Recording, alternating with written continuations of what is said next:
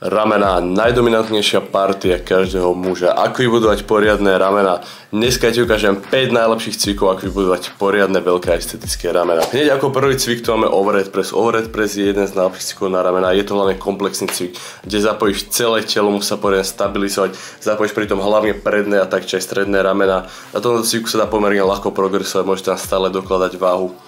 Hlavne pri tomto cviku treba zdávať pozor na techniku, robiť technicky správne a hlavne sa pri ňom nezraviť. Hneď ako druhý cvik za mňa tu máme tlaky na ramena na multipresse. Výhoda oproti overhead pressu je tá, že máš to na multipresse, proste nemusíš sa stabilizovať, je to izolovaný cvik, je to nástroj, takže jediné, čo ti je tam len nahádzať čo najväčšie váhy a s čo najlepšou technikou a najlepším prevedením to odcvičiť. Jednoducho tam dokážeš progresovať a taktiež skvelý cvik na ramena. Tretí cvik tu máme upažovanie, či už to je s jednoručkami, či už to je na kladke, alebo to je nástroj, proste upažovanie.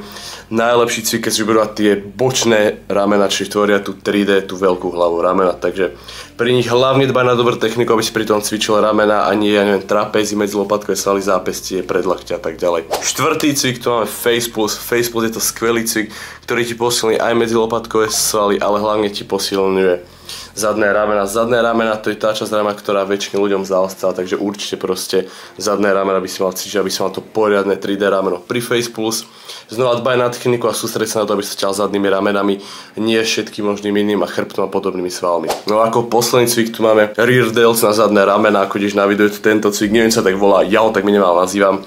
Pri tomto cviku skvelé máš to proste unilaterálne, čiže každá strana ťa za seba, nevznikajú ten disbalancie, pri tomto cviku máš skvelý rozsah pohybu, úplne natiahneš aj stretchneš ten hrudník, takže za mňa úplne skvelý izolovaný cvik na ramena. Znova dávaj pozor na techniku pri tomto cviku. A ok, to je všetko pre video, ak si video páčilo, daj like, odberám, my sa vidíme pri ďalšom videu. Čau.